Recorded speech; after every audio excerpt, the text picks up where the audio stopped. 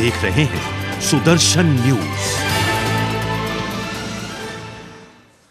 नमस्कार, आपके साथ मैं हूं लावनी श्रीवास्तव और खास तौर से हम उस खबर को लेकर आपके बीच हैं जिसका एक बड़ा असर हुआ है। सुदर्शन न्यूज ने कल आपको साफ तौर से दिखाया था कि किस तरह से तुष्टीकरण की राजनीति के तहत उत्तराखंड सरकार ने फ्राइडे के दिन, शुक्रवार के दिन मुस्लिम समुदाय को 90 मिनट का ब्रेक देने की घोषणा की। बाकायदा कैबिनेट में इस पर मुहर लगाई गई, लेकिन विपक्ष ने हल्ला बोला, विपक्ष ने आवाज उठाई। सुदर्शन न्यूज ने इस खबर को प्रमुखता से उठाया और असर देखिए, उत्तराखंड सरकार बैकफुट पर आई है, फैसले को वापस लेना पड़ा है। यानी इस देश में अब तुष्टीकरण की राजनीति से लोग आजिज आ चुके हैं और तुष्टीकरण की राजनीति कहीं से भी लोकतंत्र में जायज नहीं है। इस मसले को हम आगे बढ़ाएंगे, कुछ खास मेहमान कुछ ही पल में मेरे साथ जुड़ेंगे, लेकिन उससे पहले जरा एक बार फिर से रिकॉल करते हैं, उस रिपोर्ट को आपको दिखाते हैं कि किस तरीके से उत्तराखंड सरकार ने, हरीश रावत सरकार ने तुष्टीकरण की राजनीति के तहत एक फैसला सुनाया और फैसले पर बवाल भी हुआ। रावत सरकार ने मुस्लिम कर्मचारियों को शुक्रवार की नमाज के लिए 1.5 घंटे का स्पेशल ब्रेक देने का ऐलान किया है। ये घोषणा ऐसे समय में की गई है जब राज्य में विधानसभा चुनाव की सरगर्मियां तेज हो गई हैं। मुस्लिम वोटों की खातिर सरकार के इस फैसले पर सवाल उठना स्वाभाविक है। इसे लेकर कई दलों ने विरोध भी किया है। बीजेपी का कहना है कि सीएम हरीश रावत वोटों के लिए कोई भी ऐलान कर सकते हैं। रविवार को कैबिनेट की मीटिंग में फैसला लिया गया कि मुस्लिम कर्मचारियों को जुमे की नमाज के लिए दोपहर 12:30 बजे से 2 बजे तक का ब्रेक दिया जाएगा। राज्य में चुनाव नजदीक है और ऐसे में कांग्रेस के हर पैतरे पर बीजेपी की नजर है। बीजेपी ने राज्य सरकार के फैसले का विरोध किया है। बीजेपी नेता नलिन कोहली ने फैसले पर तीखी प्रतिक्रिया दी। वहीं शिवसेना की मनीषा कयांदे ने भी कहा, राज्य सरकार का ये फैसला मुस्लिम तुष्टीकरण की नीति के तहत लिया गया है। हमारी पार्टी मामले को संसद में उठाएगी। भाजपा के हमले का कांग्रेस ने जवाब दिया। उत्तराखंड के कांग्रेस चीफ किशोर उपाध्याय ने कहा, अगर ये चुनावी स्टंट है तो ये भी देखिए कि 1400 करोड़ रुपए 800 टन सोना खाकर राम मंदिर बन गया। इस मुद्दे पर सीएम हरीश रावत ने सफाई दी है। उन्होंने कहा कि हम सभी धरोहर के लोगों का ध्यान रखेंगे और सबके धार्मिक जरूरतों के हिसाब से अवकाश मिलेगा। रावत कुछ भी कहे, लेकिन मुस्लिमों को जुमे की नमाज के लिए स्पेशल ब्रेक देकर एक नई चर्चा तो जरूर छिड़ती है। Bureau report, Sudarshan news. बिल्कुल, सवाल ये था कि धर्म से जुड़ी हुई कोई भी चीज व्यक्तिगत होती है। सरकारी दफ्तरों में सरकारी मुलाजिमों के लिए ऐसा फैसला कितना जायज है? आवाज उठी, आवाज का असर भी हुआ है। 3 मेहमान मेरे साथ इस वक्त जुड़ चुके हैं, स्वागत करना चाहूंगी। मेरे साथ इस वक्त स्टूडियो में मौजूद हैं उत्तराखंड क्रांति दल के प्रवक्ता दीपक जोशी जी, बहुत बहुत स्वागत है। साथ ही साथ मेरे साथ उत्तराखंड से जुड़ रहे हैं बीजेपी प्रवक्ता शादाब शम्स साहब, बहुत स्वागत। और साथ ही साथ कांग्रेस प्रवक्ता संजय भट्ट जी भी इस पैनल का हिस्सा है। संजय जी, बहुत स्वागत।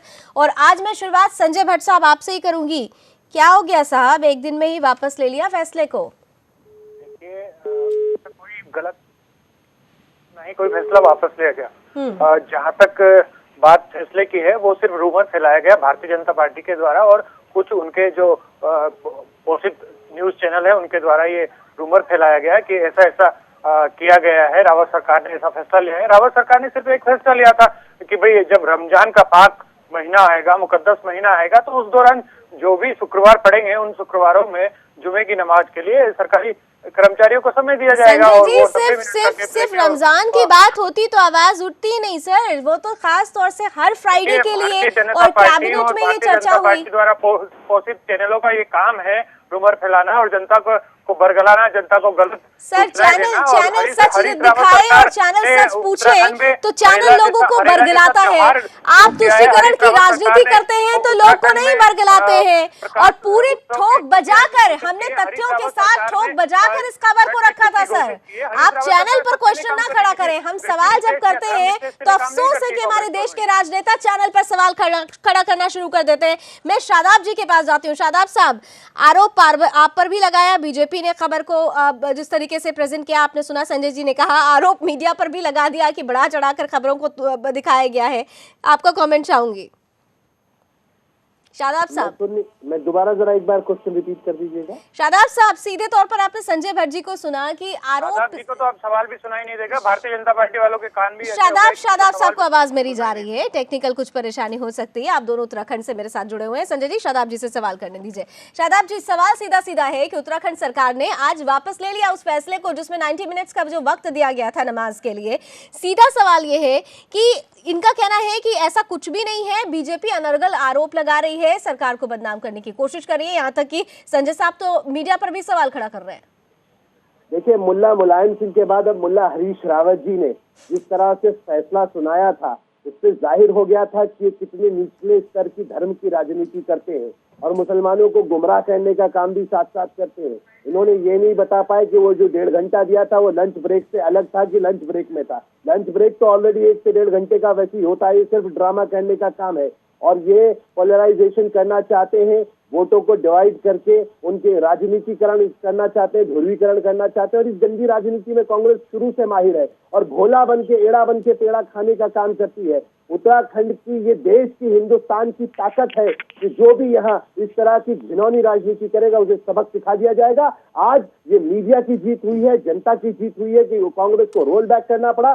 लेकिन जिस तरह से इन्होंने, माननीय हरीश रावत जी ने अभी कुछ दिन पहले इस देवभूमि को शर्मसार कराया था, खुलेआम सीडी के ऊपर जो नंगा नाच हम सब लोगों ने देखा, जिस तरह से उनके सचिव खुलेआम शराब के ऊपर, सीडी के ऊपर पकड़े गए, शराब के लिए लाइसेंसिंग करते हुए, करोड़ों रुपए की लेन देन की बात करते हुए, उसी तरह से ये फैसला भी था। और ये स्पष्ट हो चुका है कि देश की जनता आज क्या चाहती है। ठीक है, हम राजनीतिक डिबेट यहाँ पूरी तरह से ना करें तो बेहतर होगा। दीपक जोशी जी, जिस तरीके से ये पहले एक कैबिनेट में एक फैसला लिया जाता है, उसके बाद फैसले को वापस ले लिया जाता है, उत्तराखंड क्रांति दल से आप जुड़े हुए हैं, आखिर कहाँ जा रहा है उत्तराखंड की सरकार? क्या करना चाह रही है, क्या सोच रही है और क्या होने वाला है? तीनों ही सवाल ऐसे आ जाते हैं जहन में। देखो, उत्तराखंड राज्य का जो गठन हुआ था 9 नवंबर सन 2000 में जी, और उत्तराखंड क्रांति दल की एक मंशा थी उत्तराखंड को एक अलग राज्य और एक राज्य इस तरीके का बनाना था कि उसके अंदर हर धर्म, हर जाति के लोगों को पूरा न्याय मिले। लेकिन हरीश रावत जी की जो नीयत और नीति है वो दोनों भ्रष्ट हैं। उत्तराखंड के अंदर आज हरीश रावत जी जिस तरीके से काम कर रहे हैं, आने वाले दौर के अंदर उत्तराखंड एक इस्लामिक राज्य बनते हुए, हम नहीं कह सकते कि नहीं बनेगा, वो बन जाएगा। और सबसे बड़ी बात तो ये है कि उत्तराखंड के अंदर जिस प्रकार का ये बीज आज हरीश रावत जी ने बो दिया है कि हिंदू और मुसलमानों के बीच में, वो दिन दूर नहीं जिस दिन उत्तराखंड के अंदर आए दिन दंगे हों। संजय जी, एक बड़ा आरोप है उत्तराखंड क्रांति दल से, दीपक जी हमारे जुड़े हुए हैं। आपने सुना कि जिस तरह से नीति और चलाए जा रहे काम हो रहा है, जल्द ही उत्तराखंड एक इस्लामिक राज्य बन जाएगा और राइट्स जैसी तस्वीरें आएंगी। एक आहट नजर आ रही उत्तराखंड क्रांति दल को, क्योंकि हमने उत्तराखंड क्रांति दल के कौन से गुट से हैं? उत्तराखंड के गुट की बात मत कीजिए आप। नहीं, उत्तराखंड क्रांति दल की 8 पार्टी बन चुकी है। संजय जी, आप बात सुनिए।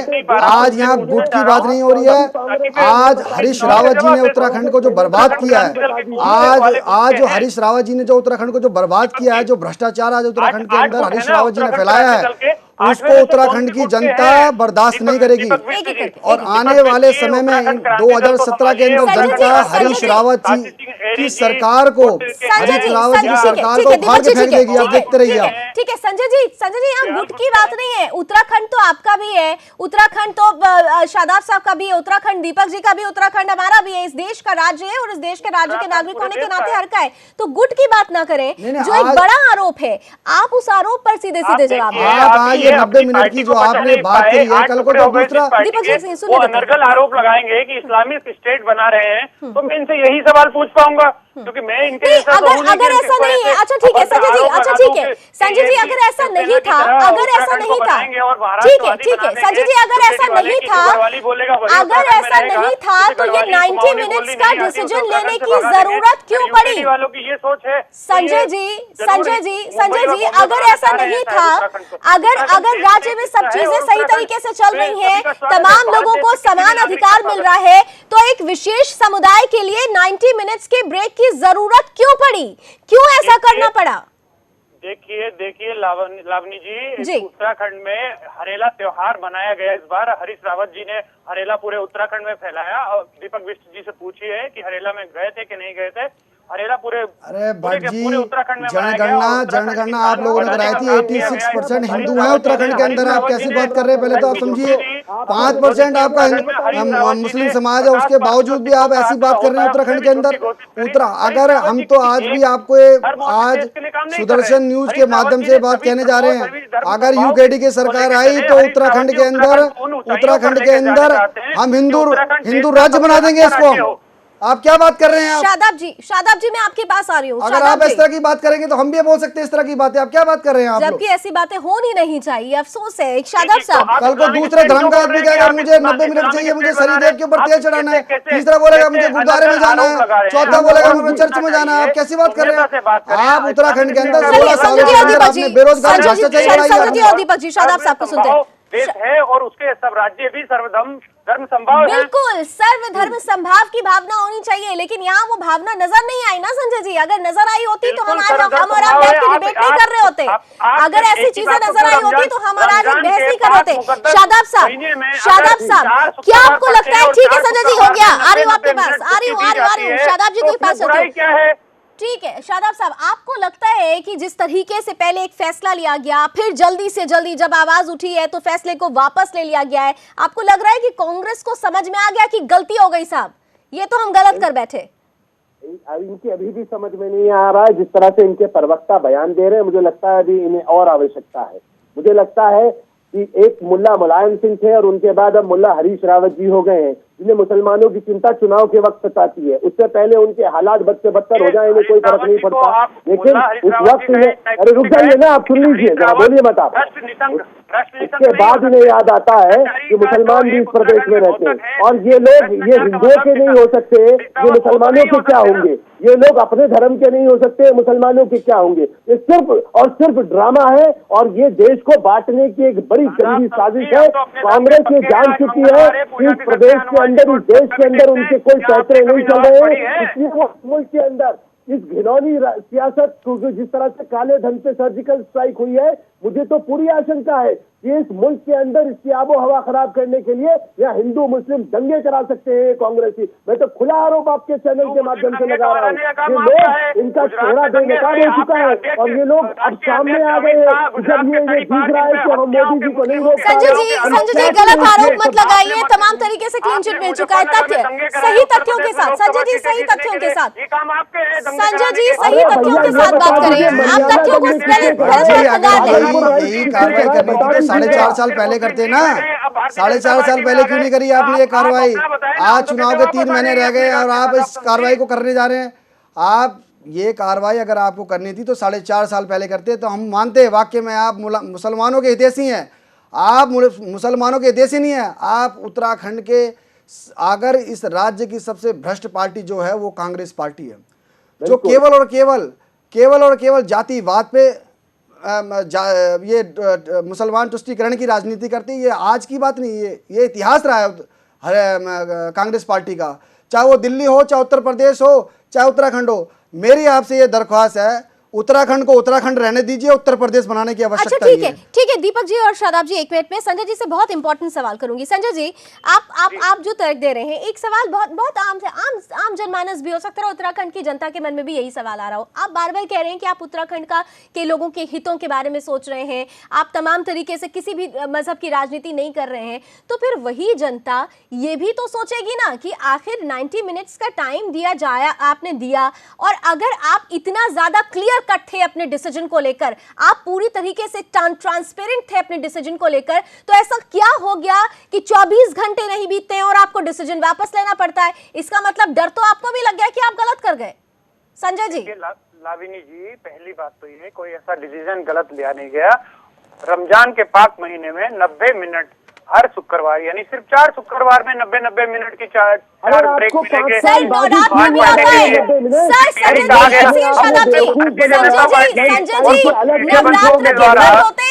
संजय जी नवरात्र संजय भट्ट जी सवाल का जवाब दीजिए। नवरात्र का व्रत होता है, इवनिंग शिफ्ट वालों को संध्या आरती करनी होती है। क्या 9 दिनों में उस संध्या आरती के लिए कभी भी आप लोगों ने टाइम दिया? संजय जी, नवरात्र का व्रत भी होता है, 9 दिनों तक आराधना होती नहीं है, बाकी संध्या आरती होती है। क्या संध्या आरती के लिए किसी भी हिंदू सरकारी मुलाजिम को वक्त दिया गया कि भाई जाओ 1 घंटे में अपनी संध्या आरती करके चले आओ? वो तो इंतजार करता है कि जब हम घर पहुंचेंगे तो अपना व्रत खोलेंगे। संजय जी, लावनी जी, मैं 9 के 9 व्रत रखता हूँ और फलाहार पे रखता हूँ, अन्न भी नहीं खाता हूँ, कुट्टू का आटा भी नहीं खाता हूँ। ठीक आप है। उस चीज की चिंता नहीं कीजिए। अरे सर, हम तो आपके सरकारी मुलाजिमों की चिंता कर रहे हैं। आपने खास वर्ग के सरकारी मुलाजिमों को समय दे दिया। जब हिंदू सरकारी मुलाजिमों की बात आती है तो आप चिंता और ना चिंता की बात कर रहे हैं। देश को बर्बाद किया है तुम लोगों ने, और सत्ता पाने के लिए क्या उत्तराखंड के निवासी हिंदू नहीं है? और ये जो तुगलकी फरमान तुम्हारे चल रहे हैं ना, खाता है ना भाई। संजय जी, सवाल का जवाब दे। संजय जी, सवाल का जवाब दे। संजय जी, सवाल का जवाब दे दीजिए। ये सवाल मेरा नहीं है सर। उत्तराखंड में बैठा हुआ हर एक हिंदू बाशिंदा आपसे ये सवाल उसके जहन में आया होगा। हिंदू सरकारी मुलाजिमों के जहन में ये सवाल आया होगा सर। ये सवाल जो मैंने आपसे सीधे सीधे पूछा, आप नवरात्र का व्रत रखते हैं, मैं भी रखती हूँ, यहाँ पर बैठे हमारे बहुत सारे जो दर्शक है वो रखते होंगे, लेकिन जो आपके यहाँ काम करने वाले हिंदू सरकारी मुलाजिम हैं, उन्होंने ये एक बार जरूर ये सोचा होगा कि क्यों नहीं भाई, हमें आधे घंटे 1 घंटे का वक्त दिया जाता शाम की आरती के लिए। 9 दिनों की तो बात होती है ना, तो 9 दिनों के लिए भी आज इतने सालों से ऐसा कुछ नहीं हुआ, लेकिन अब सीधे तौर पर चुनाव सामने आ रहे हैं तो एक वर्ग को तुष्टीकरण के माध्यम से ध्रुवीकरण करने के लिए ऐसा डिसीजन लिया जा रहा है। तो सवाल उठना लाजमी है। तो 5 बजे छुट्टी हो जाती है सरकारी ऑफिसरों की, अधिकारियों की, और शादाब जी, हमको जाके घर पे शादाब जी, बहुत सारे लोग इवनिंग शोज भी करते हैं संजय जी। शादाब जी, आप आरती दिन में नहीं होती है। हिंदू धर्म को शायद जानते हैं। शादाब जी से समझ लेते हैं। 11 बजे के बाद नहीं होती। शादाब जी से समझ लेते हैं। शादाब जी तो उस वर्ग से आते हैं जिसके लिए खास तौर से आप लोगों ने जिनके लिए ये डिसीजन दिया था। शादाब जी, आपको नहीं लगता, मतलब मैं आपको बीजेपी प्रवक्ता से थोड़ा अलग हटकर ये सवाल करूंगी क्योंकि आप उस वर्ग से आते हैं और बहुत आदर के साथ मैं आपसे एक सवाल करूंगी। आपको नहीं लगता कि हमारे देश की जो राजनीतिक पार्टी है, कुछ खास राजनीतिक पार्टियों ने आपके वर्ग के लोगों को बस एक टूल बना दिया है? टूल के जैसे इस्तेमाल करो, चुनाव आएगा, यूज करने वाली जो बात होती है, और अफसोस के साथ कहना पड़ता है कि आपका वर्ग बहुत आसानी से यूज्ड हो भी जाता है। देखिए, पिछले 65 सालों में इन्होंने मुसलमानों को एजुकेशन से दूर रखा और अनपढ़ मुसलमान रखने के बावजूद इन लोगों ने झुग्गी झोपड़ियों तक सीमित रखा, और इस तरह के लॉलीपॉप ये 65 सालों से देते आ रहे हैं। अगर इन्हें हम मुसलमानों की परवाह होती तो आज मुसलमानों के हालात दलितों से बदतर न होते इस मुल्क में। ये 65 साल तक, 60-65 सालों तक इन्होंने ही तो राज किया इस मुल्क में, तो हमारे हालात दलितों से बदतर हो गए। आज हम सरकारी नौकरियों में है कहाँ? इन्होंने तो सरकारी नौकरियों से बाहर कर दिया। ये ड्रामा करते हैं, मैं यही तो कह रहा हूँ, न ये हिंदुओं के हैं न मुसलमानों के हैं। ये बार बार ये मुद्दा उठा रहे थे, कह रहे राम मंदिर के बारे में बताओ। मैं कांग्रेस से पूछता हूँ तो कांग्रेस बताए कि राम मंदिर पे उनका स्टैंड क्या है? राम मंदिर बनना चाहिए कि नहीं बनना चाहिए? और अगर बनना चाहिए तो फिर मुसलमानों को गुमराह क्यों कर रही है कांग्रेस?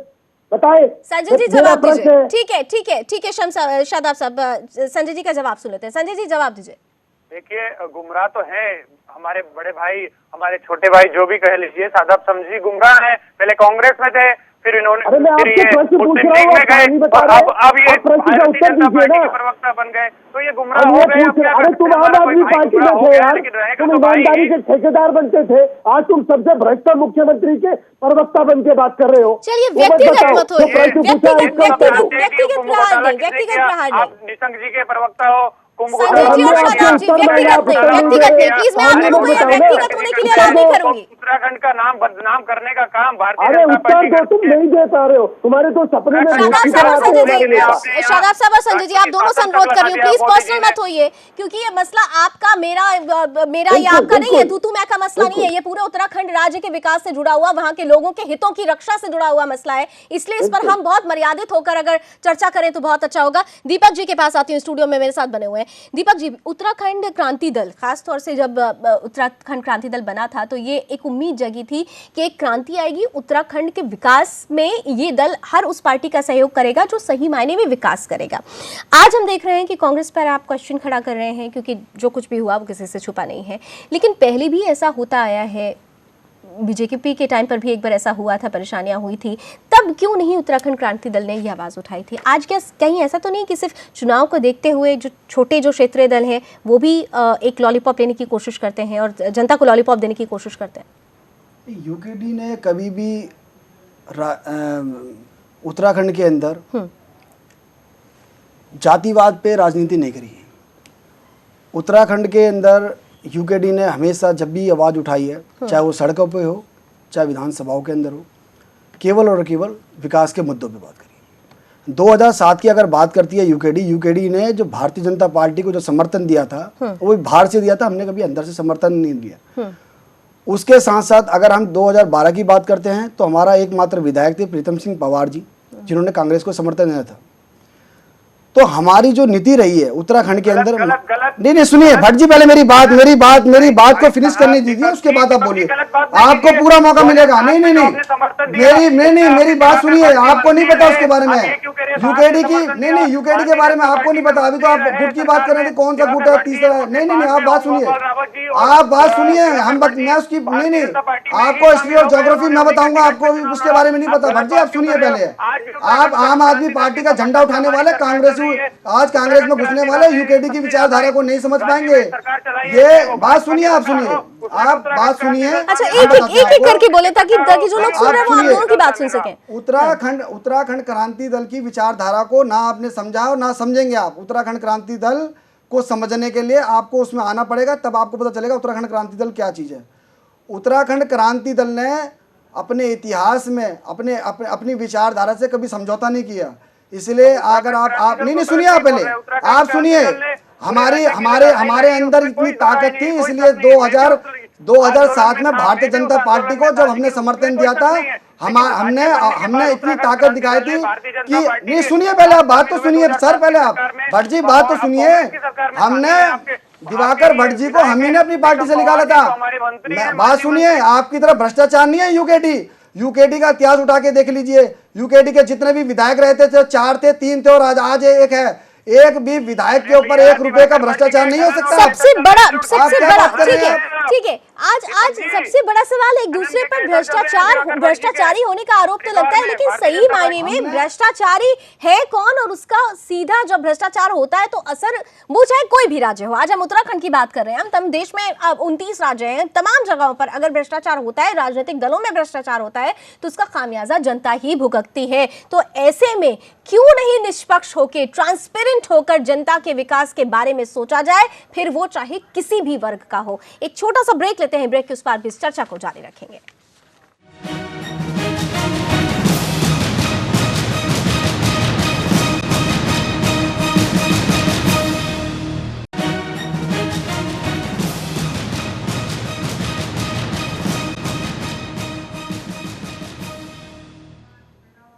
तो प्राइम टाइम देख रहे हैं और आपके साथ मैं लावनी श्रीवास्तव हूँ। खास तौर से हमारा देश लोकतांत्रिक देश और लोकतंत्र में तुष्टीकरण की राजनीति की कोई जगह नहीं होनी चाहिए। फिर भी विडंबना है, ये अफसोस के साथ कहना पड़ता है कि हमारे देश की राजनीतिक पार्टियां तुष्टीकरण की राजनीति करती हैं और इसका असर सीधे तौर पर जनता पर पड़ता है। कुछ ऐसा ही हाल हुआ है उत्तराखंड में। उत्तराखंड सरकार ने 90 मिनट का खास तौर से ब्रेक देने का फैसला लिया मुस्लिम समुदाय के लोगों को फ्राइडे की नमाज के लिए, जुमे की नमाज के लिए, लेकिन 24 घंटे नहीं बीते कि इस फैसले को वापस ले लिया जाता है।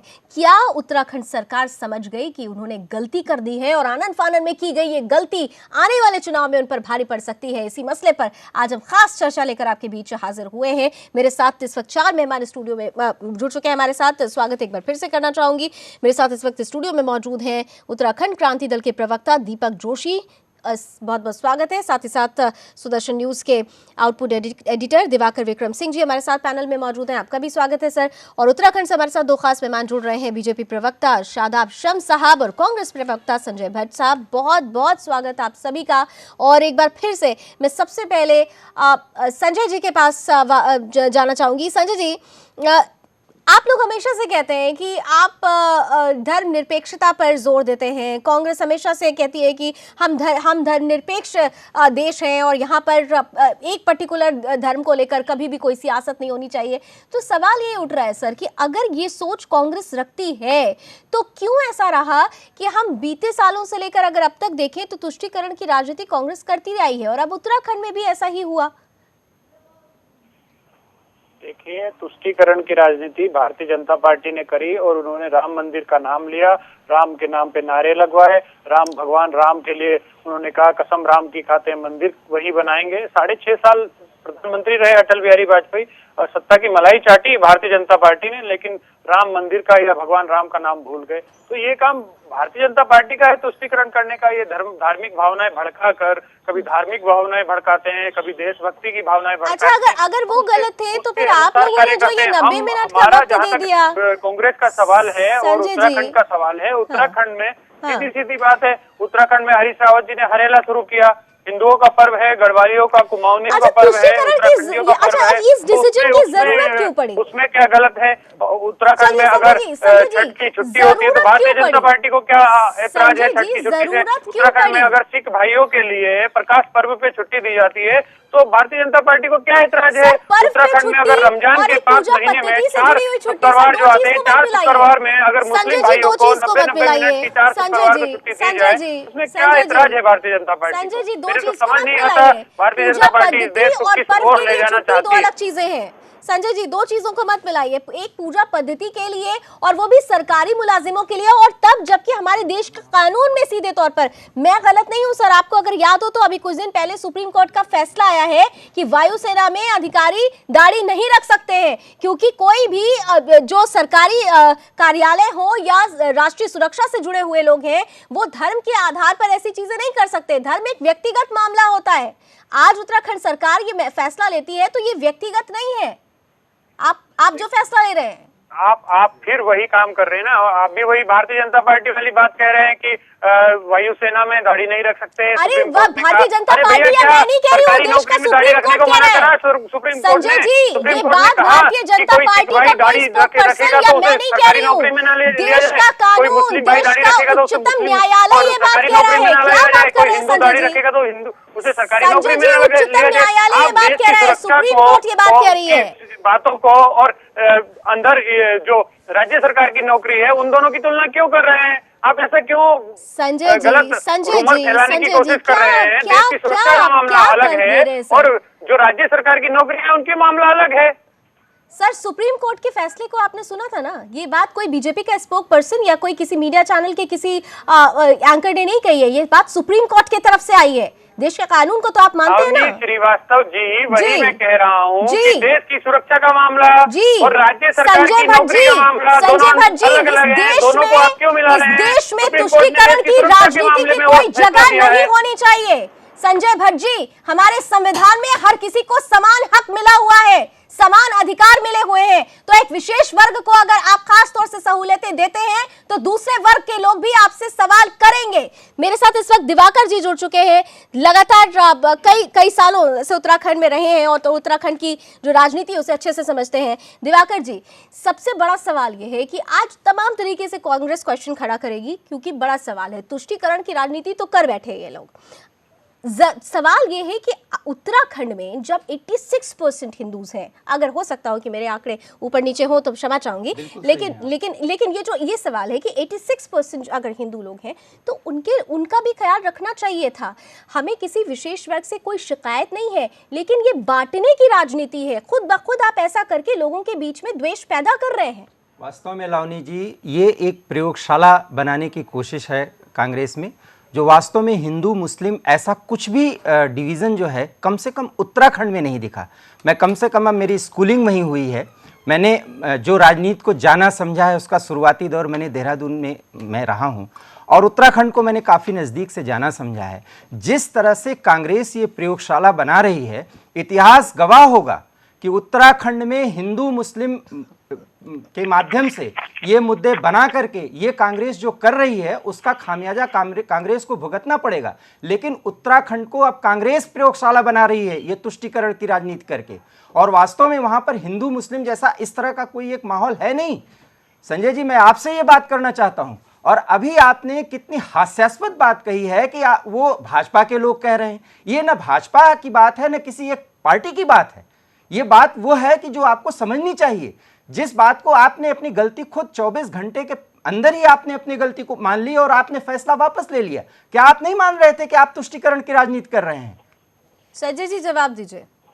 देखिए दिवाकर जी अगर हरीश रावत सरकार छठ की छुट्टी देती है तो वो कौन से धर्म की छुट्टी है, मुझे भी बता दीजिए। छठ कौन लोग सर चुनाव के समय ही ये बात आपको याद आ रही है। प्रकाश पर्व में सिखों के लिए छुट्टी देती है तो वो कौन से धर्म के लोग हैं? सर 4 साल से क्या कर रहे थे आप लोग? चलिए ठीक है, आप सवाल उठा रहे हैं तो मेरा सवाल समझिए उत्तराखंड में हर वो कौन से साल धर्म के लिए होता है? दिवाकर जी मुझे भी समझा दीजिएगा, ये थोड़ा सा मुझे भी समझा दीजिए ना कि उत्तराखंड के लोग कौन से धर्म के लोग हैं। हर साल रमजान आता है। ये 2017 के चुनाव को देखने से पहले ही आपको ये डिसीजन क्यों याद आया? 4 साल से क्यों नहीं याद आ रहा था आपको? पिछले साल भी रमजान आया था, उसके पहले भी सब रमजान आया था। महीने से हमारे विकास को अवरुद्ध कर दिया संजय जी मोदी जी की सरकार ने, ये जो प्रयोगशाला आप देवभूमि को बनाने की कोशिश कर रहे हैं, संजय जी मेरा सवाल और भी आगे है।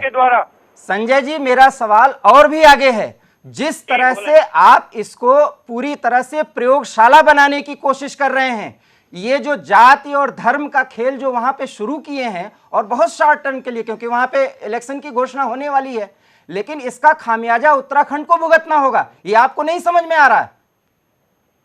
देखिए उत्तराखंड एक शांत प्रिय राज्य है। उत्तराखंड में कोई दंगे नहीं होते, उत्तराखंड में कोई फसाद नहीं होते। बिल्कुल, आप बिल्कुल सही कह रहे हैं। तो फिर ये फैसला लाने की क्या तैयारी हो रही है? ऐसा करके सर सवाल करिए। सभी लोग आपसी सौहार्द और प्रेम के साथ रहते हैं और रहते आएंगे। उत्तराखंड में सबसे ज्यादा देशभक्ति है। उत्तराखंड के लोग सबसे ज्यादा फौज में होते हैं। हर दूसरे घर से एक व्यक्ति फौज में होता है। तो न तो आप हमारी राष्ट्रभक्ति पे शक कर सकते हैं, न ही हमारे सौहार्द पे शक कर सकते हैं। दिवाकर जी एक रेड कारपेट आप बिछा रहे हैं। आपने बहुत अच्छी बात कही, देवभूमि है, वहां सब मिल के रहते हैं। हम उम्मीद करते हैं कि मिलकर ही रहें, इसीलिए तो ये सवाल खड़ा कर रहे हैं कि भाई बांटो मत जोड़ो, ऐसा डिसीजन लेके बट रहे हैं लोग। शादाब जी इसका जवाब दें।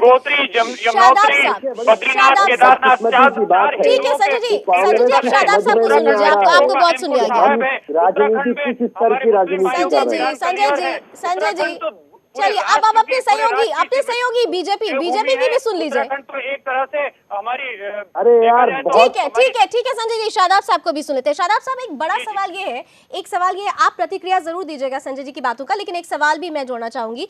यहाँ पर जो बार बार बातें कही जा रही है कि देवभूमि है, यहाँ पर कभी भी दंगे नहीं हुए, लोग मिल बांट के रहते हैं, लेकिन आज की तारीख में जो ये डिसीजन लिया गया है, आपको ऐसा लगता है, क्या आप ऐसा महसूस कर रहे हैं? क्योंकि मैं फिर कहूंगी कि थोड़ा सा मैं बीजेपी प्रवक्ता से थोड़ा ऊपर उठ के आपसे चाहूंगी ये जवाब, क्या आपको लगता है कि आज की तारीख में ऐसे डिसीजन की जरूरत हो गई थी, ऐसा तुष्टीकरण की राजनीति की जरूरत आन पड़ी थी, कांग्रेस की मजबूरी हो गई थी कि वो ऐसा कोई डिसीजन ले? बिल्कुल सही आपने प्रश्न किया लावनी जी, इनकी मजबूरी हो गई थी। इन्होंने 5 साल मुसलमानों के लिए भी कुछ नहीं किया, सिर्फ अपना घर भरा, अपना पेट भरा, भ्रष्टाचार किया, और अब इन्हें याद आया कि इस मुल्क को बांटना कैसे है। ये बांटने की राजनीति तो करते हैं। इस प्रदेश के अंदर कुमाऊं गढ़वाल के नाम पे बांटा गया, ठाकुर ब्राह्मण के नाम पे बांटा गया, पहाड़ प्लेन के नाम पे बांटा गया, और अब हिंदू और मुसलमान के नाम पे बांटने की साजिश चल रही है। ये देवभूमि को कलंकित कर रहे हैं बार बार। हम यही तो कह रहे हैं, इन्होंने इस देवभूमि के आचरण को, ये आखिर ऐसी कौन सी मजबूरी थी कि आपको ये घोषणाएं करनी पड़ रही है मुसलमानों के लिए? क्योंकि आपने 5 साल तक कुछ नहीं किया, और आप सर पे टोपी लगा के मुल्ला हरीश रावत बन के आप मुसलमानों के मसीहा बनने की कोशिश कर रहे हैं। आपका हाल धोबी के कुत्ते वाला होने वाला है, जो घर का नहीं होता और घाट का नहीं होता। चलिए दीपक जी के पास आते हैं। समझना पड़ेगा कि आप लोगों को जिस तरह की घटिया राजनीति कांग्रेस कर रही है, शराब परोसी जा रही है यहाँ घाटों के ऊपर, जहाँ 4 धाम है, उन धामों के ऊपर ऋषिकेश, आप कह रहे हैं शराब को आम कर दो, नशे को आम कर दो, भांग उगाओ, चरस उगाओ, अफीम उगाओ। अरे कहाँ लेके जाओगे इस प्रदेश को? ठीक है शादाब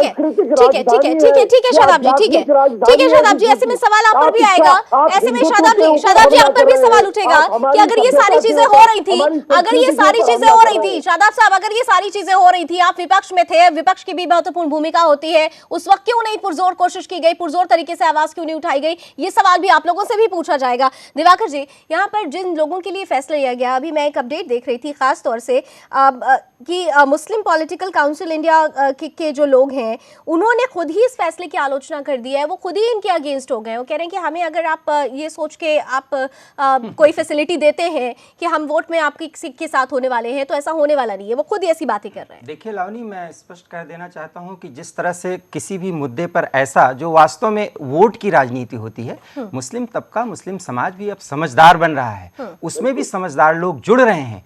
कांग्रेस जितनी हास्यास्पद बात कर रही, बड़ा दुखद है। कल जिस तरह से आप संजय जी, आप ही इस चर्चा में थी, जिस तरह से ये बात कर रहे थे संजय जी, सबसे पहली बात तो आप ये देखिए कि अगर ये हास्यास्पद नहीं था, अगर आप प्रयोगशाला नहीं बना रहे थे, अगर आप मुसलमानों को रिझाने की कोशिश नहीं कर रहे थे, तो 24 घंटे के अंदर आपको ये फैसला वापस लेना पड़ा। और मैं अभी आपको और अपडेट कर दूं, अभी आपकी तरफ से आधिकारिक घोषणा नहीं की जा रही है। आपके यहां अभी मुख्यमंत्री जी बैठक ले रहे हैं, आपको पता होना चाहिए, मैं आपको अपडेट कर रहा हूं। तो ये हास्यास्पद स्थिति आप बना रहे हैं।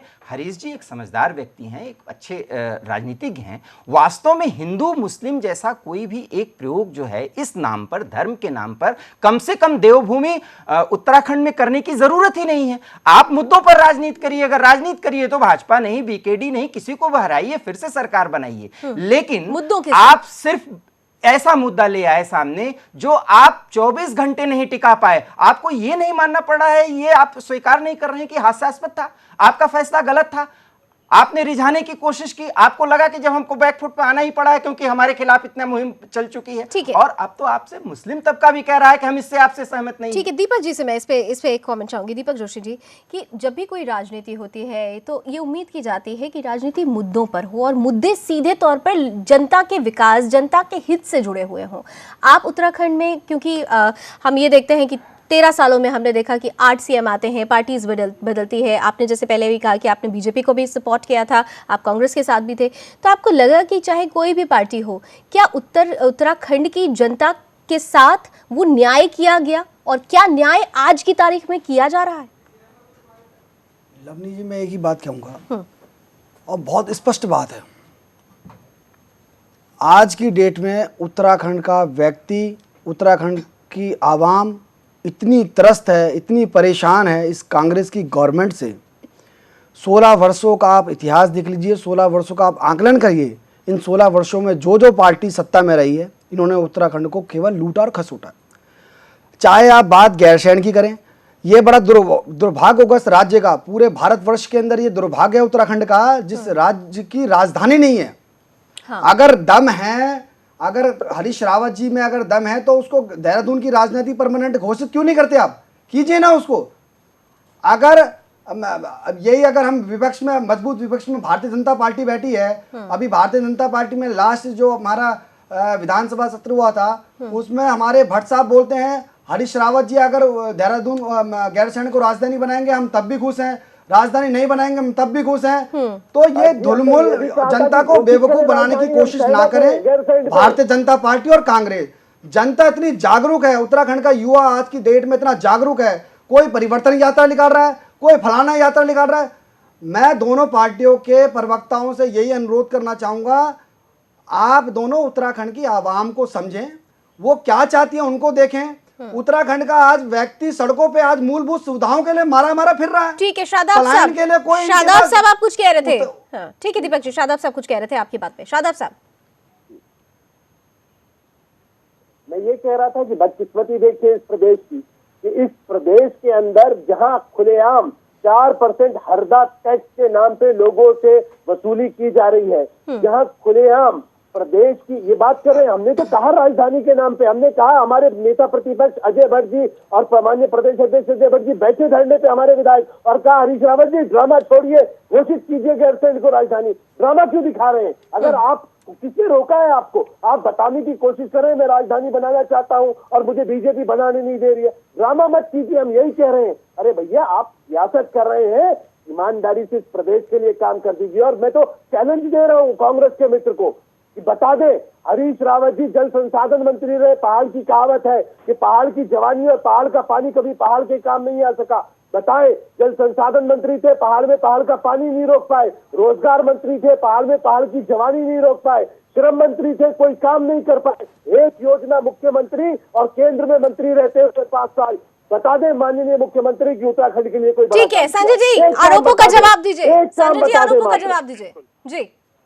श्री गुरुचरण सरोज रजनीज मन कुर सुधारी बरना और रघुवर विमल जसु जो दाय को अरे फल चारी ये मत बुद्धिहीन बताओ, तनु काम जान बताओ, के तुम ये सुमिरो ग्रामीण जी, इससे बताओ। कुछ नहीं होने वाला। पंचायत कैसे में भाई, आपने ये आप क्या काम किया देखो है? मुद्दे बजाय में भटक बदल रहे हैं। भगवान जानते हैं जी, कि हरीश उत्तराखंड रावत के जी ने लिए स्पष्ट कह दिया था, हम तो कलेश और नौकर विकार हैं, के सिवा सोनिया कुछ गांधी नहीं। जी जैसा काम बोलेगी बताओ, वैसा क्या काम होगा। काम किया है भाई? तो ये आप जब समझ पिछली लीजिए गवर्नमेंट थी, उत्तराखंड को उन्होंने बर्बाद तीन करने में हरीश रावत जी ने कोई कमी नहीं छोड़ी है। और वही बात आप बार बार दोहरा रहे हैं, अपनी गलती करने के बाद आप उसको एक्सेप्ट नहीं कर रहे हैं। और उत्तराखंड का ये दुर्भाग्य है जिसे आप धरती पुत्र कहते थे, आज उसी ने पूरी उत्तराखंड की धरती को तोड़ दिया। उत्तराखंड के अंदर आज खनन माफिया, भू माफिया को हरीश रावत सरकार ने इस तरह से संरक्षण दे रखा है। आज उत्तराखंड के अंदर शिक्षा चिकित्सा घर पहुंचे ना पहुंचे, लेकिन आप लोगों ने शराब को जिस तरीके से घर घर परोसी है, उसके लिए उत्तराखंड की जनता आपको माफ नहीं करने वाली। आप देखते रहिए इस बार जनता पूरा मन बना के बैठी है उत्तराखंड से। उत्तराखंड को चलिए मेरे साथ, ठीक है मेरे साथ संजय जी, ठीक है संजय जी, शादाब जी और दीपक जी। जब आपदा के बाद हरीश रावत मुख्यमंत्री बने, मुख्यमंत्री बनने के बाद उन्होंने सारी सड़कें चकाचौंध कर दी। आपदा की जहां आई थी, बद्रीनाथ केदारनाथ के रास्ते खोल दिए। जब वहां पर माननीय प्रधानमंत्री जी को हरीश रावत हरदा ने बार बार आग्रह किया कि आप बद्रीनाथ केदारनाथ पधारे हैं, हिंदुओं के पावन धर्म है, हिंदुओं के ठीक है पावन दिवाकर जी, आज की तारीख में ठीक है, ठीक शादाब जी, संजय जी, शादाब जी, संजय जी, शादाब जी, संजय जी, प्रधानमंत्री जी ही बता उत्तराखंड पाएंगे, की जनता देख रही है सर। बता पाएंगे। अरे संजय जी और शादाब साहब, संजय जी, राहुल गांधी जी यही हाल आप लोगों ने संसद में किया। इतना बोले कि संसद को चलने ही नहीं दिया। बस कीजिए संजय जी, प्लीज संजय जी बस करिए, संजय जी और शादाब जी दोनों बस करिए। दिवाकर जी अभी खास तौर से अगर देखा जाए कि ये कांग्रेस जो है मुस्लिमों के विकास की बात कर रही है और कह रही है हम सबको लेकर साथ चल रहे हैं तमाम तरीके से, लेकिन अभी खास तौर से देखा गया है कि वहाँ पर अभी कुछ दिन पहले वहाँ पे खास तौर से एक मदरसा खोला गया, उसकी पहले था ही नहीं है कि क्या मतलब अब आप देखिए, अब ये मदरसे की राजनीति शुरू हुई। यही मैं कहना चाह रहा था, बहुत ही अहम सवाल आपने किया। संजय जी, अब शादाब वहाँ जी, पर विशेष मदरसे का प्रावधान किया जा रहा है। काइंडली आप लोग शांत रहे। मदरसे में शिक्षा का मुद्दा उठेगा, फिर उससे लोग निकलेंगे, फिर आप कट्टरपंथी बातें करेंगे।